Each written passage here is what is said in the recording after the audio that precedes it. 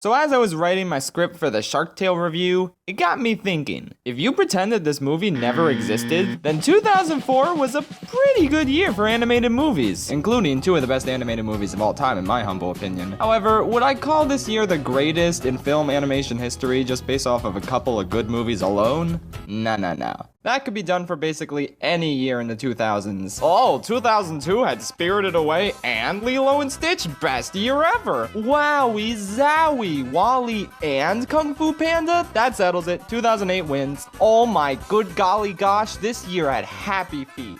Happy Feet. We don't even need to look at any other movies of 2006, guys. Happy Feet clenches it. It's a movie about a dancing penguin from the guy who directed Mad Max Fury Road.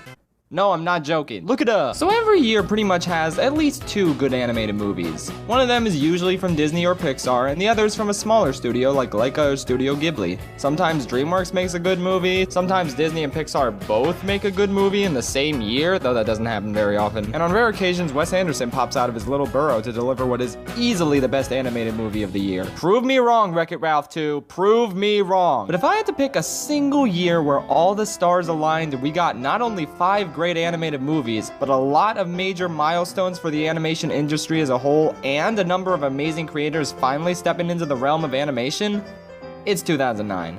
There is no contest.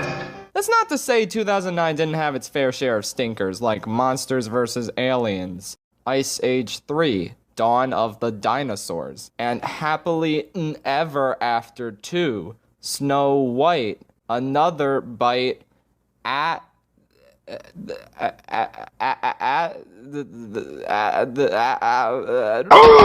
TV animation wasn't doing too hot either. This was the year Cartoon Network dicked around with live action garbage, and other networks gave us shows like Glenn Martin DDS, Fanboy and Chum Chum, and The Cleveland Show.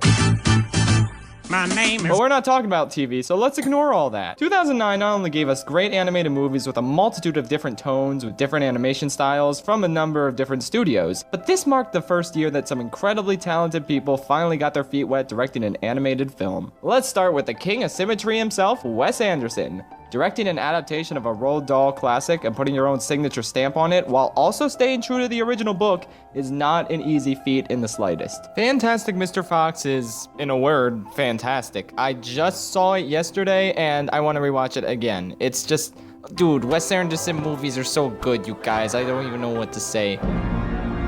I'd say this one is even better than this year's Isle of Dogs, so I just go watch this movie. What are you doing with your life if you haven't seen it? It's so good. Alright, what's the master escape plan? Follow me again. Meanwhile, you got Phil Lord and Chris Miller. Did I get their names right? Yes, awesome. This is another Musker Clemens deal. These guys made their animation debut with Cloudy with a Chance of Meatballs, which is a very underrated and underappreciated film. This contact lens represent you. All right. And my eye represents my eye. Okay. I got my eye on you. Oh my gosh, a jaywalker. Hey! I won't touch on this too much, but let's just say it was a success and they thankfully moved away from Sony to direct the Lego Movie, which, as you know, is one of the best animated movies of the decade and certainly better than every single movie Pixar has made this decade. That is literally the dumbest thing I've ever heard. I disagree. Coraline marked the long-awaited return of Henry Selick to the director's chair of an animated movie. You may have heard of this movie he directed. It is called Tim Burton's The Nightmare Before Christmas. Thanks for that. Anyway, after making these two classics and a horrible, horrible flop that nobody remembers to the point where I didn't even know it existed until writing the script, Henry Selick returned with this horrifying yet magical delight of a movie, complete with excellent stop-motion animation and this guy who looks like a really tired Waluigi. It's beautiful. And then there's this big bosomed lady who's a mermaid, and this dude is made of rats, and the cat is Keith David, and I love it. It's so creative. Probably better than Nightmare Before Christmas. Do at me on that one too. This was the first movie from Laika, which has become a tour de force in the realm of stop-motion animation in recent years. Every movie they've made so far has gotten an Oscar nomination. How does it feel, Good Dinosaur? How does it feel? And they're pretty beloved among fans of animation. So 2009 jump-started some animation legends, but what about these guys? Well, this year's Disney and Pixar offerings, while not their best work, are in many ways some of the most important films either company has ever made. Let's start with Disney. I ragged on Princess and the Frog a little bit in an earlier video for not really having a coherent, flowing or memorable story. And I don't know, why does the first black princess have to be stuck in a frog's body for the majority of the movie? But this was still a momentous film for Disney. Because after years of uncertainty that the hand-drawn style would ever return, Disney finally gave us the traditional 2D animated fairy tale we've been longing for since pretty much Beauty and the Beast. It was magical. The characters are great, there's a couple good songs, and overall, seeing this style of animation again was unreal. This isn't one of the best Disney films, but it definitely deserves a watch, especially since it's one of their lesser known films. And then we have Up. I'm not the biggest fan of this one, and I call it a mid-tier Pixar film. Still great, just not mind-blowing. I feel like people way too often conflate the first 10 minutes of this movie as being representative of the movie as a whole. With that said, wow, those first 10 minutes are as good as everyone says they are. This was unprecedented for Pixar, telling a mature, heartwarming love story with no words, just an amazing score and amazing animation. And yeah, let's talk about the score. This may actually be the best score to an animated film I've ever heard. Michael Giacchino hits this one out of the park, and even won an Oscar for it. Most Pixar films are nominated for Best Original Score, but this one gave them their first well-deserved win. And speaking of Oscars, Get it? Up was the first animated film since Beauty and the Beast to be nominated for Best Picture. This was mostly because the Academy expanded the playing field from 5 to 10 nominees that year. If they had done this sooner, I guarantee that Finding Nemo, The Incredibles, Ratatouille, and WALL-E all would have been up for Best Picture. But nonetheless, Up's accomplishment was not unwarranted. This movie had an artistic, gut-punching opening that developed into one of Pixar's most whimsical stories. It was certainly one of the best films of 2009, but not quite the best animated film released that year.